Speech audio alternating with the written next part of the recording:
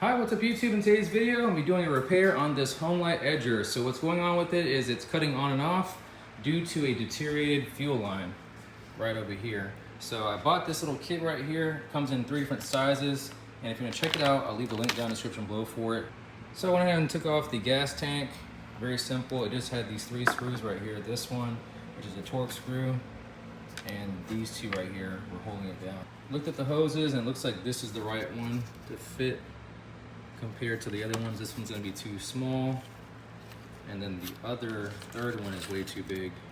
Okay, so I went in and used this little chisel right here to pry off the old stuff, and this is the new one I have on here.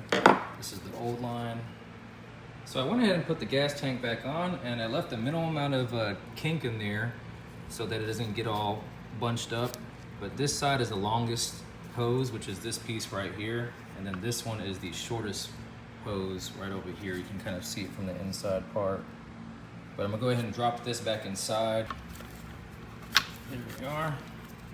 You can kind of see it at the bottom there. It's kind of hard to see, but it's right at the bottom. I'll try to capture the inside of this thing, but the short hose is right there. And then the long hose is the one that's curving down to the very bottom. Kind of hard to see it. There goes the little neck part. So yeah, it's at the very bottom because of that weight. Alright, so this one uses a 50-to-1 mixture, which I already had right here. Just give it a good little shake. And we'll go and top her off.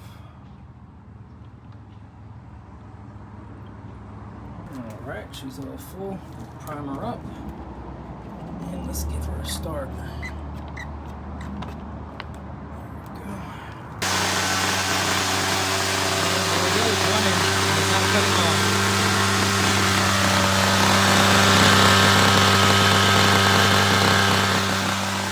Today's video, please be sure to like, comment, subscribe, and share this video. And as always, thank you all for watching.